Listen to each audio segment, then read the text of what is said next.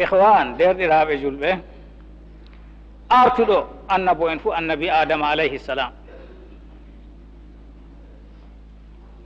Annabi adama kanko on baaba yimɓe fuu, kanko on aran annabojo, kanko on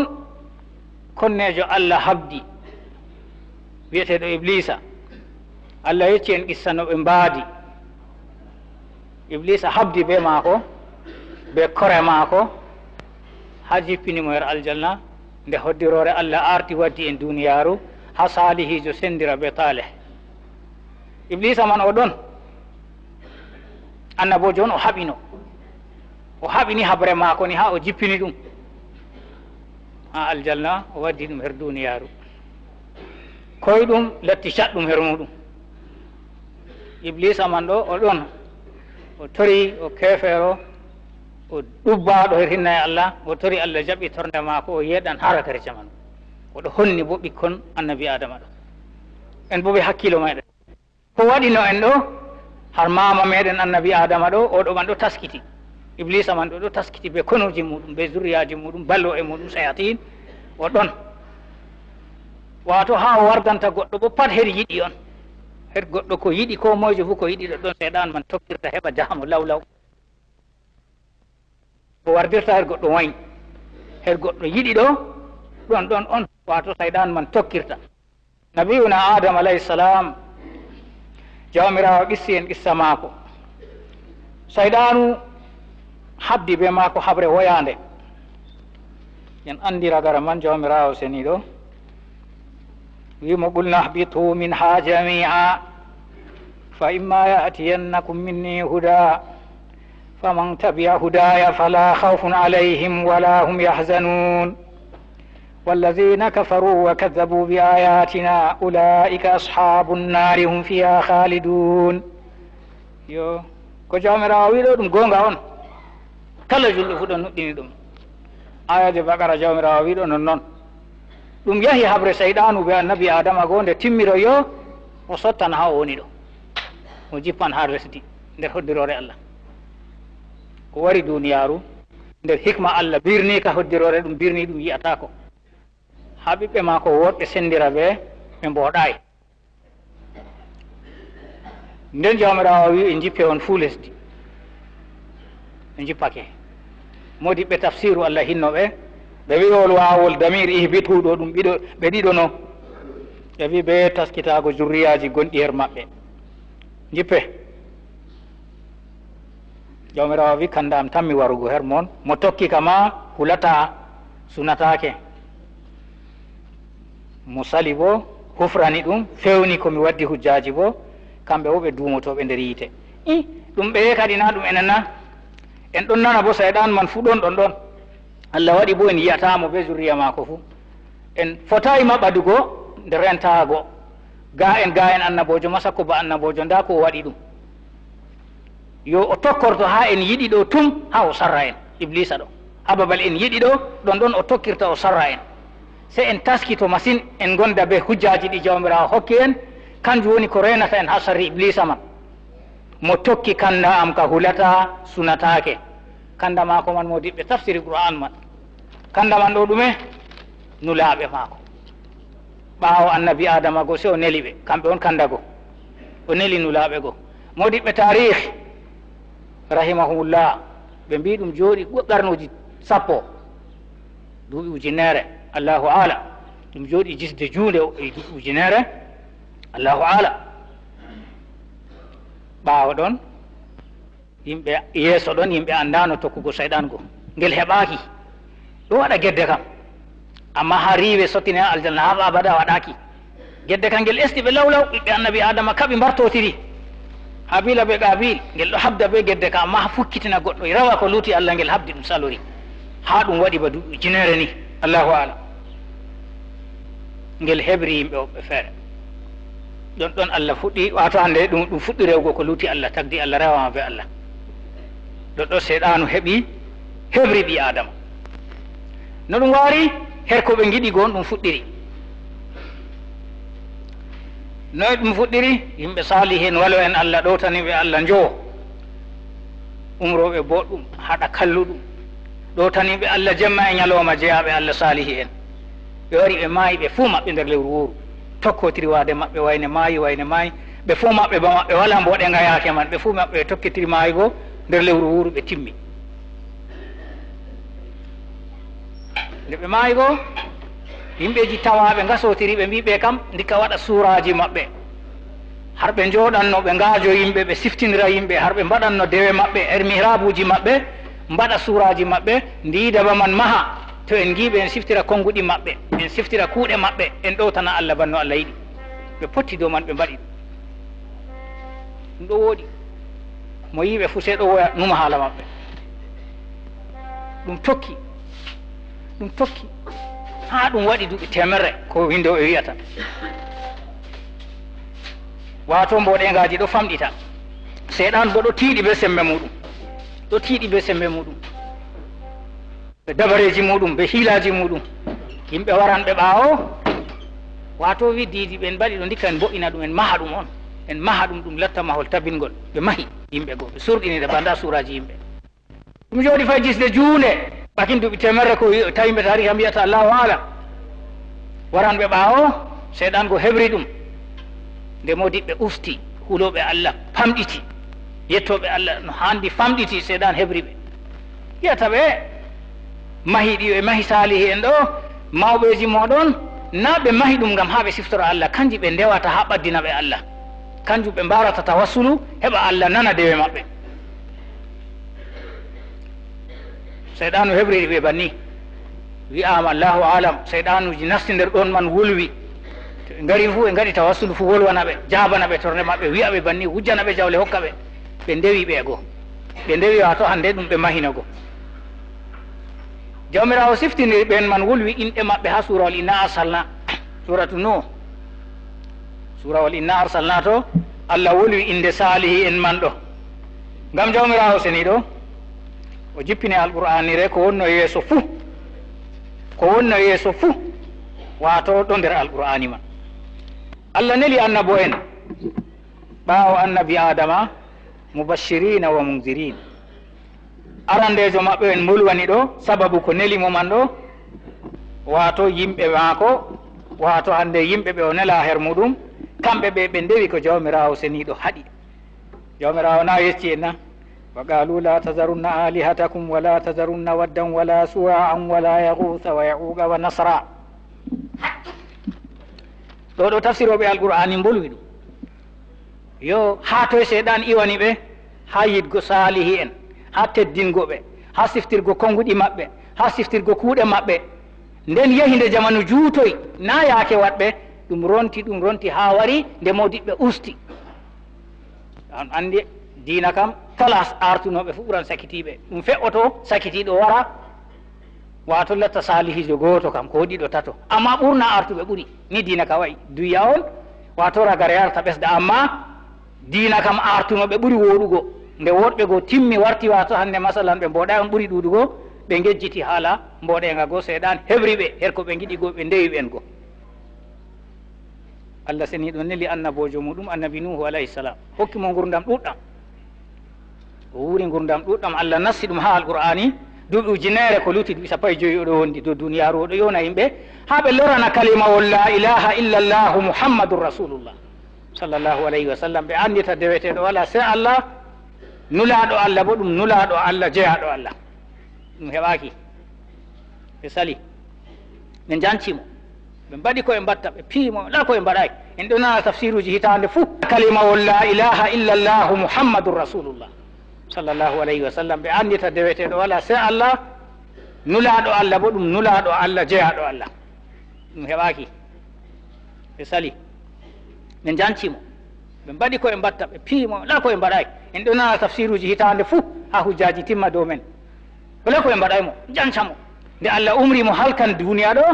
Allah umri mo awa leɗɗe to ɗe mawni o waɗa komboje heɓa o hisna salihi en seeɗa ɓe o heɓi go ɓeɗon jancamo ɓe mbi o laatino rasulan sara najjara ɓe jala ɓe mbaɗa baale ɓe mbiya o annabojo nulaɗo o wino o warti seho leɗɗe ɓe mbaɗa baale ɗum yeehi jawmirawo seniɗo bo to kalimowol ngol ɓanker leddi ni wala haaje luttugo ɓiɓɓe adama kadi wato ɓe timman Allah halki duniyaru fuu be ilam tufana sey luttuɓe seeɗa ta'ifatun yasira wato nuɗɗinɓe Allah jaɓani annabi nuhu seeɗa goo safina yimɓe ko mbo wal annabi nuhu simtiranɓe goo yo kamɓe goo kamɓe lori salti duniyaru fuɗɗiti nder hoddirore Allah ndu fuɗɗiti ɓaawo ɗon ɗo ɗum yahi ɗum juutoyi seyɗanu go heɓroyɓe fahin seyɗanu go heɓroyɓe fahin Allah tokki neli annabo en ɓaawo ɗon Allah neli annabi huudu ha yimɓe mum o neli annabi salihu ha yimɓe mum o neli annabi ibrahima ha yimɓe mum o neli annabi luuɗu ha yimɓe mum o neli annabi moussa ha yimɓe mum o neli annabi isa ha yimɓe mum o timmitini nelal dow mbeɗu leddi ɗo be ɓurnaɗo takle annabijo mouhammadou sallllahu alayhi wa sallam mo annabojo fu warata ɓaawo muɗum mo diina fu fuɗɗitata kesa yaake o nelata annabo en ɗo fakande o wari nelgo annabojo fu diina man wato hande bukama hesɗitingo kalima la ilaha illa llah mouhammadou rasulullah to en tokkiti alqur'ani en tawa konguɗima pat gooti ani ibudullaha wa atiuni ani ibudullaha wa atiuni ni alqur'ani tokkata wiya ngoɗitine allah her dewal ɗo tan e ɗam her wangingo dina allah annabojo goɗɗo ɓe ummata ɗum wargo goɗɗo ɓe kabda be muɗum wala koye mbaɗayi qur'anu tokki yecci en ya ihwan kalima o la ilaha illallah kangol woni hoore kisdam meɗen to ngol tawaka boɗɗi ɗi en gaddi pat waɗatako hisnata to ngol tawama bo hallende nde goɗɗo yaadi fu o tammanaɗo ko bo o yangitama ni wato o duumatako kam kalimol ɗo na wigol ngol ha hunduko on catɗum huugo deydey ko ngol wiɗo on catɗum terɗe muɗum go ɗe fuumaje ɗe huwa deydey ko ngol wi deweteɗo wala sey Allah ɗo ba a nuɗɗini noon ɗo nonnoon kuugal maɗa tokkira noon nden en anda bo woodi birniɗo mo en yiyatake konnejo meɗen wiyeteɗo iblisa ya ihwan nden kadin to ɓi adama juttini nomo laara ko o ɓuuri yidgo pat ni yimɓe fikru wi ko a ɓuuri yidgo pat sey a hora a laara hunde man nde fu nde hayruna hetto toon noon seyɗanu iblisa bo wardante her hunde a yiɗi ɗo a yiyata aybe maare sey to seyɗan hebrima a daayi a tetatako nden wato hande iblisa go wato hebrima ya ihwan ko Allah yecci en ha alqur'ani haala no annabo en daga annabi adama alayhi salam annabi nuhu alayhi salam annabi hudu alayhi salam annabi saleh alayhi salam no ɓe tokki waadugo be yimɓe ma o e feere cemmiɗɓe ba adinko en ɓe ñiɓi berniji ba majum yiɓaka her leddi Allah wi ɓe ƴaggi ɓe mari sembe nde ɓe ngeebi kalimawol man no ɓe gaɗi Allah damarni ɓe fuu samudanko en wari ɓaawa maɓɓe to ɗum yimɓe annabi saleh ɓe giɗi hujja labka sey hayre nde warta ngeeta ngeelooba feylan Allah waɗani hufrani ɓe to ɓe e annabi moussa alayhi salam no tokki waadugo e banu israil dum daraku aran ayaje suraje bagara surol bagara ɗo e noon wato annabi isa alayhi salam ɓe ummani mbargo ɗum Allah yentini ɗum e annabijo mouhammadou sallllahu alayhi wa sallam no waadi be yimɓe mum her makka haala kalimawol ngol duuɓi 13 sey o wiya sahabo en am erte gaɗe gaɗa maliya ni to noon heɓan amana o ndewa Allah a pirlitoro e madina ni yo ɗum ɗo ɗo ɗum kalimawol wato hande kisnowol on to goɗɗo yeedigol ni wato o ɗon nder ɓe hisata ya ihwan ɓaawa ɗon annabi nuhu sallllahu alayhi wa sallam be yimɓe komowal maako go ɓe jooɗi jisde juunde dow leddi Allah barkiɗinir maɓɓe latti zurriya maako kanka on korika dow mbeɗu leddi wato ɓeɗo diinoro diina islam en anda jisde noyde foti ɓaawa ɗon jawmirawo neli nulaaɓe ɓaawa ɗon tokkotirɓe ngam o yecci en ha alqur'ani walaqad ba'asna fi kulli ummatin rasula ase wala ummatore nde nelanaka heɓa hujja timma dow yimɓe kala ko moye fuu ha kala ummatore fuu be laamu be ɗat Allah wi walaqad ba'asna fi kulli ummatin rasula kala ummatore fuu min nela en ɗum nulaaɗo ɗume min neldi mo ani ibudullaha wajtani buɗɗangut ngoɗitine Allah her dewal ko nulaaɗo man yettini ɗo rewe mo kanko tan nden bo on dayta shayɗanu on wiyeteɗa ngut ani ibudullaha wajtani buɗɗangut ɗo on min neldi nulaaɓe fuu yo no Allah yecci en natija no ɓen man waadi be maɓɓe kullama jaa ummatan rasulu ha kazzabu kala nde nulaaɗo Allah wari ha yimɓe man pat bo wiya o fewan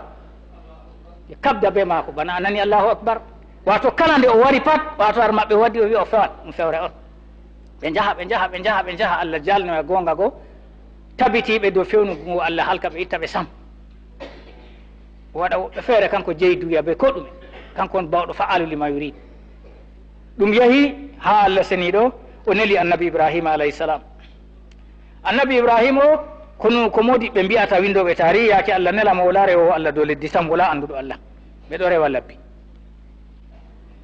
en tokki en nani ɗum ha tafsiruji en mbaɗa labbi pamari mawɗi noy wala koye mbatta abul anbiya kala annabojo garɗo fu ɓaawo maako ɗum ɓiyi ko kanko annabi Ibrahima alayhi salam annabi Ibrahim go nden o haɓi ha o softina yimɓe go ha ton daga ɓadiɓe mo wala ba baba maako ɗum heɓaki jawmirawo tagay annora ka annora iman ɗo nder ɓernde muɗum yande nden wala julɗo daga annabi Ibrahima wangi bo khalilur rahman tawhidi seeday ha leddi ha jotta seeday goɗɗo ɗo simtira goɗɗo ɗo jogi tawhidi lamɗi ha jotta diga hande annabi Ibrahima wato hande nele ha waddugo jotta wato seeday be anduɗo Allah ɗon yo kanjum daraja annabi Ibrahim Allah mawninimo masin wato teddinimo khalilur rahman jawmirawo wi ha alqur'ani wa ja'alaha kalimatan baqiyatan fi aqibihi la'allahum yarji'un ha tani ko annabijo Muhammadu sallallahu alayhi wa sallam wari tokki dow milla mako millata Ibrahima hanifa alayhi salam annabi Ibrahim ha leddi Iraq onno Iraq nane na jotta o ɗon no ha leddi Iraq toon Allah nelimo e rimɓe maako ɓe konnimo honnago satungu ko ɓe konnanimo bo o wi ɓe acca rewugo ko Allah tagi ɓe rewa Allah ɗo waadi ɓe rewa Allah ɓe acca ko rewugo ko Allah tagi ɓe rewa Allah ɓe jaɓa diina Allah her maako ɓe rewra Allah be maaka banno Allah wi ɗo waadi ɓe be maako yo kadi en andi no waadi be yimɓe man woodi jabbarinkejo jaman maako ko andi ɓe bolwata Numrud wato nde labbi maɓɓe soppama tikki wato waɗi dabareji bonniɗi wato halki ummatore nde wonno ɓe mofta ɓe tena leɗɗe ɓe kuɓɓa yite ɓurge saka koseje ɗunge ɓe sakkina annabi Ibrahim be manjani be ala gotka feere ba piblol o yana nder yite go o halka ni on numo maako kanko o tamma wato humtan o anda takɗo yite man kayum neli annabi Ibrahim annabi Ibrahim alayhi salam yangitama Allah to neli annabojo ɗo yottinnelal tan wasila no yottorto ka an habdata o yo o fotto ɓe catɗum ha yottingo go ɗum soytiniranmo ɓe ko ɓuuri yangada nder duniya fu yite nge ɓe kuɓɓi nge ɓe kalkanmo ɓe potti dow man ɓe sakkinimo Allah wayliti yite go warti ɗum peewol on ha maako peewol ngol torrata en ɗo jangga alqur'ani qulna ya naru kuni bardan wa salaman ala Ibrahim ɓe ko wemmi o yani nder yite go oɗo waɗa dewal maako oɗon naafa nge wulatamo windoɓe tarihi wi se ɓoggol ngol ɓe kaɓɓiri mo on wuli tawi yoofi mo ummi oɗo naafa oɗo rewa Allah wala ka yefiyel julɗo kam na nuɗɗinɗo Allah ka andi Allah tagɗo yite on neli annabi Ibrahim o jooɗi her maɓɓe go ɓe pitinimo warti wonatako ɗum sunna annabo en wonatako ɓe maɓɓe se o wurta leddi man o waɗi hijra o dilli leddi Sham o wurti Iraq o dilli leddi Sham annabi Luuɗu nuɗɗinimo ɓe kore maako o wurti o hori Ifriqiya leddi Misra o tawi jabbarinkeje goɗɗo fitinimo har ɗon Allah wartiri ɗum hayru mo Allah wartiri dow maako kanjum wurtinoyta ɓurduɗo takle annabijo Muhammad sallallahu alayhi wa sallam o hokkama biyeteɗo Hajara min qibal jabbar doɗɗata halle nde nufino debbo biyeteɗo Hajara hettiri her maako ha o nawi kanko annabi Ibrahim o dañi annabi Ismail o dañi annabi Ishaqa min wara e Yaqub Allah seyniri mo en ɗo jangga alqur'an nder hikma jawmirawo seniɗo umrimo o sendidira kore maako o acca ha Sara ha Sham to toon be Ishaq o hoosa Hajara o yaara ɗum ha waadiwol feere ƴeccimo o dilla to be wahyu o ummi leddi Sham o dilli leddi Hijaz jotta ɗo ɓe ɓinguel pamarel kañum wiyete Ismail o waddi ɗum o joƴini ɗum saka ladde hamadare ladde nde wala ndiyam nde wala gewtiɗirawo ko ndewri wala saka bulwule Allah wimo ɗon ibtila'u mo Allah jarribirta jeyaɓe Allah ɗo he'ani en waaju mo ɓuri yidgo on hakke duniya wala no foti her Allah o waɗana ɗum ko woni her duniya goo ko goɗɗo yelata heɓa ɓinguel heɓa jawdi heɓa fesare yawdun ɓinguel ma saka bulwe nder ladde amma dillu accuɓe ni jawmirawo waɗi mo o wayliti o wirni seeɗa ha yimɓe tariha wiyata debbo man ƴamimo kore mako Hajara en mo accidi min ɗum kano mbaɗɗa Allah umri mana o wi hi debbo wiyata nden ka Allah yebatako min se joɓari ɗum ɓe jogino ndiyam seeɗa ɓe mboro joɓari maɓɓe Ibrahima wirni o ɓi Adama on o wirni nder koseje makka o dari o tori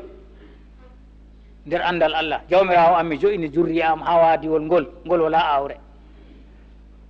riskuɓe ɓendoje nano riskuɓe ɓendoje wato hande wato ɓendoje ko ɓe ñaama waɗu ɓerɗe ɓiɓɓe Adama bo yiɗa nokkure nde yadde hamadare o wayliti o dilli o hooti Sham ɓinguel go jooɗi ɓe dada muɗum ha joɓari timmi ɓinguel keccel ɓinguel ɗomɗa ɗo faɗɗe yiɗi maygo dada wembi Hajara go ɗaɓɓitan no waɗa goɗɗo wala gidowo wala umma wa'ita ɗo wala ko yi wa'ita ɗo wala ko yi wa'ita ɗo wala ko yi ɗum latto e har dina annabijo Muhammad sallllahu alayhi wa sallam har hijjore ɗo lattani en ɗum zicra siftorgo yeɗitingo ko wanno ɓoyma to en hijji ɗo woodi ha jaheɗen hakkude Safa e Marwa ɗum laati ɗum zicra siftinirki o yaha ɗo o lora o yaha ɗo o lora o lari o lori her ɓinguel goo o tawi ɓinguel ɗo lata ba mayan o lori fahinta o yahi o lori o eewi ba goɗɗo o wari ɗon o tawi goɗɗo o demsindaki ha o laara ɗum gam yiigo ɓinguel goo ƴamatamo ko suklimo ɗo ndiyam o tefata wimo nanata ndiyam na woɓɓe tindindira ɗum wilewo malaikajo woɓɓe o dampi malaikajo senda ndiyam ɓuli ɗon kanjum wiyete zamzam oɗo suklori moftugo ndiyam go ta ɗam naata bulwe ɗam halka on go dilli o yayi ɗum wari ha hadisi annabijo sallllahu alayhi wa sallam to o accino ndiyam ɗam o faddayno ɗam banni ɗum faɗɗitanno ɗum maayo ma pindi o nandu ɗum en ɗon giya hande million ji yimɓe wato yahata Makka ndiyam man ɗo heyɓe ndiyam wato wawru jamjam ɗo ɓe meeɗa safugo ndu andu ɓeeɓa sam yimɓe wato million ji on ɗo safa ndiyam man ɗo en meeɗani nango wawru jamjam hande ka ɓeeɓi ɓe faddi yimɓe se to ɓulti en andi to ɗum wawru mere kam yimɓe horsanno ɗum e nder hoore nden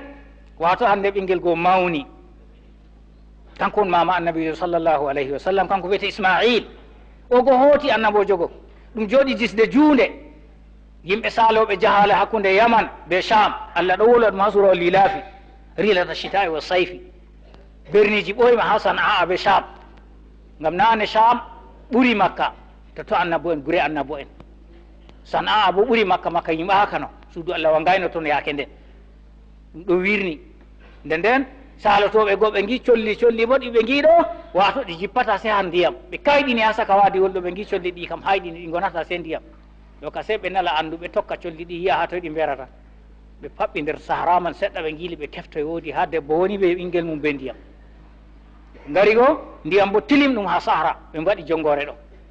kanko bo o wiɓe ɓe ngala haqqe ndiyam go kanko mari ɗam yo kadi ɗum ɗo ɗum jooɗi ɗum woni wato ko tokkiti kadi ha kadi Allah seniɗo hoddiri berniwol Makka seeɗa seeɗa ha ñiɓoy yehi kadi en tammi tokkutugo ba'dal azan ɓaawo setinago ha jawmirawo neli annabijo sallllahu alayhi wa sallam haala hesɗitingo dina annabi Ibrahima ka yimɓeji bonni ɗum ili labbi suudu Kaaba en tokkitinan ɓaawo setinago to Allah muyi ha ɗum pat en sembiɗina imanaku meɗen ngam kanjum woni kisdam men lahira goɗɗo ko mojo o yaada be tawhid walla o wala ngam annabijo sallllahu alayhi wa sallam setama ko pat seto goɗɗo woodi imanaku ɗo te to heɓake imanaku ɗo tabiti e ko fooɗi ko bolweten ɗo fuu ngam findingo ɓi adama haala imanaku muɗum kalimawol la ilaha illallah muhammadun rasulullah o anda ko ngol wi o tabitinagol nder ɓernde mako o huura dow terɗe mako bako ngol wi ya ihwan gissa annabi Ibrahim be ɓiyum Ismaila mawni wuro Makka heɓi sangere wato jongore waɗi ɗon leŋol wiyetegol Jurhum ko tariha wolwata ha ɗum faɓɓi annabi Ibrahima wari ewti nde o wari o ewti o tawa e annabi Ismail ɓiyiko mawni te'i waɗi saare dilli faggudu muɗum nden o ƴami kore muɗum wiyata o dilli tefangoɓe nden o wiyata yo no gorruɗon ha wadiwol ngol debbo go woyti en ɗo findina ɗum ha kala munasabat fu julɗo woytata wiyata ɓeɗo gorri catɗum machine catɗum no saɗɗum woni fu ase ɓi adama ha nayi o woyta wato o yetta Allah ala kulli hal. Annabi Ibrahima sappimo sergal o anda wiyata mo to dottijo ma warti a wiya won dottijo goɗɗo wari ɗo hofnimo kadi o waylita yolde saare maako atabata baabi anditi urengol annabojo go anditi wala mo yilli mana woodi garɗo ɗo ko wima o emiyam haala no gorruɗen mi sifanimo yaake men no mbiɗa o wi catɗum e ko wi o wi yo mi hofne a waylita yolde saare ma o wi umriyam en seeɗa ɗum woni ko umriyam o seeri debbo ko yo holli en yo muminijo yaake mum ka pat o yetta Allah on no ɗum woni fuu madama o muminijo kam wala hayru ɓuri imana kam yo kadi ɓi adama kam yettugo Allah muminijo ka yettugo Allah on taw woyta diga ɓaawo ɗon annabi Ibrahima waɗi duuɓi faylori wari tawi debbo goɗɗo feere na oya ƴami tawayi fayinta oya goo ƴami toymo o wi o dille tefango ɓe no gorruɗon o wi alhamdulillah min ɗo goni ɓe moƴƴere alhamdulillah yo yettugo goo ɗum fottani annabi Ibrahim yettore nde o yettigo woɓɓe ɗo bolwa tarih ya jus dagoto ɗum waɗa o omdi ndiyam o hokki ɗum nde semtimo o omdi ndiyam ñamdu wala ndiyam ngo wayliti kosam ɗo kam dagi ɗum ha annabo en yo kadi ɗum ɗo nde o warti o ƴammo o wi oho wato o wari o hofnima o wi mi a tabitina yolde saare ma yo ogo faami on ka ɗum debbo mako ɗo ko en famata ha toon wato to ɗum wato ɓi adama ka yaake mo muminijo ka pat o yetta Allah ala kulli hal ngam mawɗum ko Allah hokki mo imanako o numa goɗɗo feere ɗo on ɓuranmo dabareji duniya pat ɗumen Allah handitayi ɗum koppete o anda Allah to ɗum yettore ndeɗo ɗo nde tabitere ɓi adama mumini ka yetta Allah ala kulli hal nden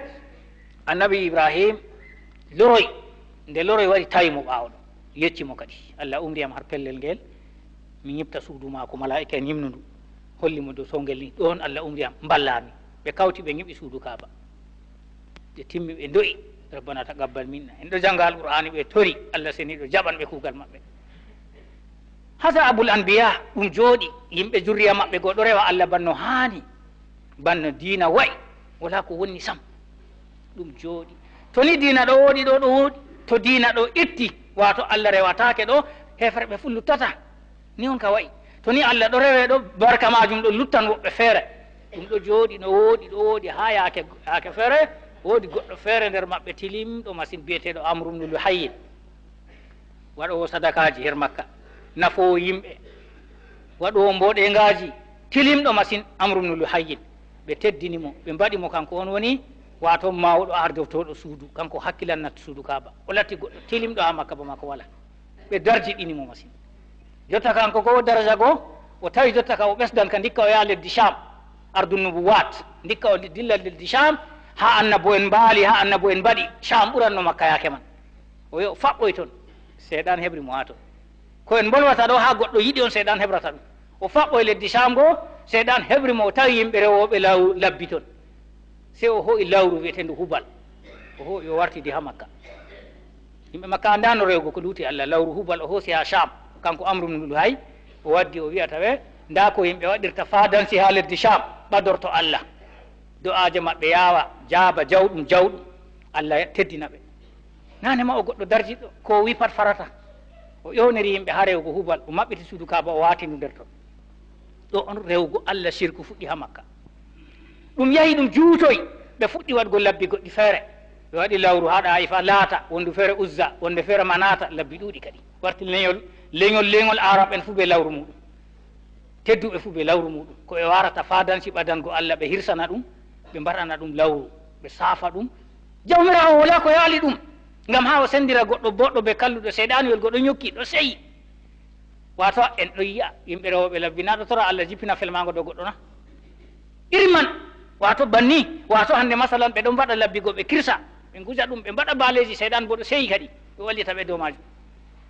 ɓe godini dina annabi Ibrahim alayhi salam lutti o se inde ɓe yaha hijjore ɓe mbaɗa hijjoje jahiliya ha yehi o ɓe mbi jotta ka koɗo kam ɗufata suudu Kaaba be limse mum to ɗuufi be limse mum ɗo to ɗufdi se o wudina ɗe limse bo nane feesay limse feesay wato jotta on jamanu limse feesi goɗɗo to wuddi limse to heɓata goɗɗe se warti o mo heɓay limse Quraysin ko en ko yimɓe Makka ko ɗufira ka fu sey ɗuufa ɓanndu mere rewɓe ɓe worɓe fu ɓe ɗuufa suudu kaaba ɓanndu mere ɓe gima al yawma yabdu ba'duhu aw kulluhu ɓe gima ɓalli mere ɓe ɗuufa suudu kaaba en ɗon janga surawol bara ɓe ɗo luwa ɓe ɗo kella banni inde mere ɓe jaha hijjore yimɓe Quraysin ko ɓe wiya kamɓe na ɓe hoɓɓe yottata arafa ɓe ahmas kamɓe ɓe haaɗan ha musdalifa ɓe bonni dina ɓe gayliti dina ɓe gayliti wato ande no ko annabi Ibrahima darnino be annabi Ismaila dina islam pat ɓe gonni ɗum jotta kam noy jawmirawo wo'ina dina mum o neli ɓurnaɗo takle Muhammad sallllahu alayhi wa sallam ha maɓɓe ɗon ɗon nder lewru ndu en goni ɗo Allah seniɗo tagi annabi Muhammad sallllahu alayhi wa sallama o waɗi ɗum her saroji seniɓe daga annabi Ismail ha yetti dada maako e baba maako Abdoullahi be Amina sirri Allah andatako Abdoullahi maayi kayum diga hewta islam baba annabijo Aminatu ɓawa annabijo dañama duuɓi 9 maynama kayum bo hewta islam annabijo mawni o atimmejo holli en duniya ɗo jawmirawo wato wala haaje maaru to duniya wonno haaje Allah hokkata ndu kefeero ɓurnaɗo takle on mawni kayum atimmejo ha Makka wala mo andi o annabojo kayefaji ɗo waɗa amma ɗo wirnori yimɓe keɓtata ha annabijo yetti dottijo o mawni ha o yetti duuɓi 14 nde o yetti duuɓi 14 go Allah yinnimo ferugo be daaya yimɓe rewoɓe sirku ɗo o wurta Makka fottantamo joɗugo be mushriki en ɗo sirku ɗo waɗa her Makka no ñiddi ɓeɗo andi Allah ɗon Allah on tagi ɓe tagi asamanji amma ɓe ɓadoro Allah be ko Allah tagi kanjum sirku annabijo wurta yaha hosere ɗon ko mbi Makka fuuna Makka hosere ɗon wiye Jabalu Nur jotta annabijo waɗita nde hosere wayiron sande o jooɗa toon ha lewru oɗo rewra Allah dow dina annabi Ibrahima go fi tafkir ha yande Allah seni ɗum muuyi softingo ummatore nde her majjere ila yawmil qiyama Jibril jippi diga fawqa saba samawat dow asamanji wari her annabijo dow sura ɓi adama wiyatamo iqra surawol iqra annabijo windata o jangata binda ɗum bo kanjum nabiul ummi annabijo ɗo fama arabiya alqur'ani wari iqra ɗo jango woni wiyeteno annabijo mi nami jangowo timowo karfeje janga nane jangde ɗo no wayi ba buudeku leŋol teddugol pat jangatano ba wi toɓɓugo leddi ni ɗum wayi leŋol teddugol fu windata janga ɗum bolle maɓɓe on annabijo wi ma ana bi gaari na mi jangowo mi o lori o lornanimo ikra annabijo lorti ba o wi ko jangi ayaje ko Jibrila sendiri be annabijo sallllahu alayhi wa sallam aran surawol iqra annabijo hooti diwtani ka ɗum waɗi mo wahmu no ɗum wayi o hooti saare maako o wiyata hande nda ko o yi o wiyata kore maako Khadijatul Kubra nda ko pottumi hande mi hultori tata seyɗanuji fañammi kore maako wi la na bana ma ni seyɗanu heɓata aɗo werna koɗo aɗo wallita tampuɗo aɗo yida jeyaɓe Allah mo waɗata noon Allah seni o torrata ɗum wimo banni sembiɗinimo o wi sudde ɗam limse o waali yaake nden ɗo annabijo her Makka ɗo yimɓe fof wonniti debbo ma ko Khadijatul Kubra numi mo on goɗɗo boɗɗo ha Makka ɗo heɓa yaara gorum ha toon ɓe gewta haala sakluka ka sen dottijo bumɗo ɗon toon wiyete Waraqatum no Nawfal ɗum yimɓe nayo natato on wato nde heferɓe Quraysin ko en rewi ko luuti Allah e bonti o dilli Habasa wi ɗaɓɓitan dina labka Abdoulah ibn Jahshin ye naati dina Nasara waɗi bonnonda toon kayum ta Nassara goɗɗo bo dilli Sham goɗɗo wato Zayd ibn Nufayl masalan wato be Waraqatum no Nawfal ɓe nayo on luttino banni nden goto man ɗo her Makka wiyete Waraqatum no Nawfal kanko go ɓe jeehi ha mako o bumɗo nde ɓe jeehi go oɗo go wiyata ya bappa am yaaɓi bappa am goram o nda ko wi o yiyata o ƴami annabijo ko giiɗa annabijo yeccimo nda no waɗi o wi he komi andi ha defte Nasara kam tema ko waranno annabi Musa alayhi salam go waranima ko waranno annabi Musa go yetti her maɗa ɓato Jibril tawe no le mi woodi balɗe mi woodi sembe mi wallama yande yimɓe Makka riwete o hayɗini o wi yimɓe Makka riwami noy ngam o giɗaɗo ha yimɓe Makka o marɗo amana o giɗaɗo no yimɓe Makka riwrata min no urtinirtami o wi wala gaddanɗo kalimawol ngol a waddata ɗo koyna yimɓe Makka yimɓe mo honna ɗum non sunna Allah wayi non mbo laati annabijo Muhammad sallllahu alayhi wa sallam ɓawa ɗum na waɗi hijira hooti Madina ya derɗiraɓe annabijo fuɗɗi ƴonirgo ɓe muɗum kombi maako en andingo ɓe yo deweteɗo wala sey mo taggi en Allah kanko tan en ndewata min bo min elaɗo Allah ni annabijo wiɓe mo en nuɗɗinimo ɓe Allah fondi tedduɓe kore maako Khadijatul Kubra nuɗɗinimo e nonnoon derɗiraɓe sobajo mako giɗaɗo mako latiɗo wajirijo mako arandejo Aboubacry Siddique nuɗɗinimo. ɓi bappa mako Ali ibn Abi Talib nuɗɗinimo. Zaydou mawla mako mo wanno ba ɓiɗɗo nuɗɗinimo. Yimɓe kore mako ko taari mo nuɗɗinimo. Yimɓe seɗɗa seɗɗa ɓe Allah handiti ɗum nuɗɗinimo. Amma si ñukko goɗɗo fotawi wangina kalimol la ilaha illallah muhammadun rasulullah ha kombi jullurde watta ko e accata ɗum ɓilli julɓe Allah. Annabijo jam waddi ngam ɓe ndewa Allah jam o wiyata ɓe on keɓata rewgo Allah erte madi a dille Afriqiya on tawan nasarajo ɗon toon ɗo laami toon Najashi o toñata ko goɗɗo on ndewan Allah dow jam. ɓe eri ɓe komboji e garti Habasa ɓe jooɗi ɗon jisde juunde ɓeɗo ndewa Allah. Yimɓe ɗo ɓille ɓe kombi yimɓe Makka kombi leñol annabijo sallllahu alayhi wa sallam ngam man ɓe te'antaɓe ɓe sorantaɓe wala ko ɓe mbaɗay.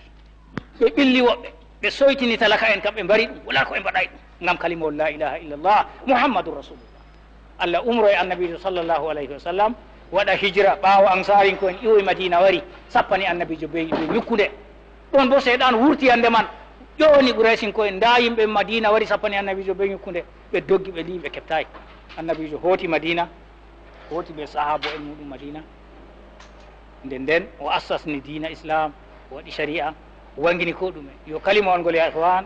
ta en ngebangol kalimawol la ilaha illallah muhammadun rasulullah kangol ngol woni wato enen ngam to goɗɗo yaada ɓe magol haqiqa lahira wala annabijo setatan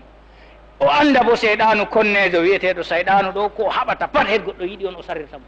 ko waɗi Allah rentinta alul kitabe la taglu fi dinikum ɗo ta waɗe nguluwu ha dina mum ɗo ɗumen ɓe waɗi nguluwu ɓe ndewi annabo en maɓɓe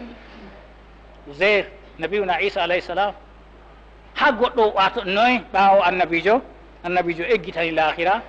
fitina waɗi yimɓe turti wurti islam. Aboubacry Siddique huwa man huwa Allah walli mo o lorni mo Allah fondi ɗum be sawaba fori islam. ɓaawo mako ɓaawo annabijo sallllahu alayhi wa sallam fitna Musailamatul Kadhab waɗi yahi annabaku Aboubacry Siddique ittimo bana Sajah bana Bintul Haris bana hande Asadul Ansi. ɓaawo ɗon yahudajo silmo na o silmi o wangiri islam ko Abdullah ibn Saba'in o wari o naadi fitina saka julɓe o wangini wato hande julɓe toñake laamu ronaka ha ɓiɓɓe annabijo be alul bayti ɓe mbaɗi sahabo en a tokkuɓe laamu ɓe ɓaawo annabijo pat baraɓe se Aboubacry Siddique tan maayi dow leeso ɓe fuu baraɓe fuu fitina on go o wari o nasti o waɗi fitina sahabo en fitina loroy waɗoy woɓɓe feere ndewi Sayyidina Aliyu radiallahu anhu yo ɗum ɗo ɗo ɓi adama pat ko o numata seyɗanuwel habdugel be annabo en gongel ɗon to ngel ɗon ɗo sey goɗɗo finana ɗum kala ko a yiɗi fuu sey a waɗa misanu sharia a larano diina annabijo jogoro ɗim yiide bo yiide hisnore ɗo sey tokkugo annabijo Muhammad sallllahu alayhi wa sallam ngam misanu man en boli kanjum en fuɗɗirno yiide ɗabi'a nonnoon Abou Ɗalibi yiɗi annabijo sallllahu alayhi wa sallam o walli mo ha ɓe kombi mo be yimɓe maako fuu amma ɗum hisnaymo lahira ko waɗi bo nga o lattay o jullo o tokkaki Allah yetti en misanu yiide annabijo yiide Allah qul in kuntum tuhibbuna allaha fattabi'uni yuhbibkumullah. To on yiɗi Allah tokke annabijo tokkugo ɗo huugo noy diina man no o wanginiri ha kaza a ƴama anduɓe a huwa bana man kanjum yiide annabijo sallllahu alayhi wa sallam. Allah tabitin en dow kanda annabijo tabitin yiide annabijo sallllahu alayhi wa sallam ɓerde men reenu en sharru saytan. Wassalamu aleykum wa rahmatullah. Allahumma salli ala muhammadin wa ala ali muhammadin كما صليت على آل إبراهيم إنك حميد مجيد. اللهم بارك على محمد وعلى آل محمد كما باركت على آل إبراهيم إنك حميد مجيد. اللهم ربنا آتنا في الدنيا حسنة وفي الآخرة حسنة وقنا عذاب النار. الله يعفو مودي وترى المجرمين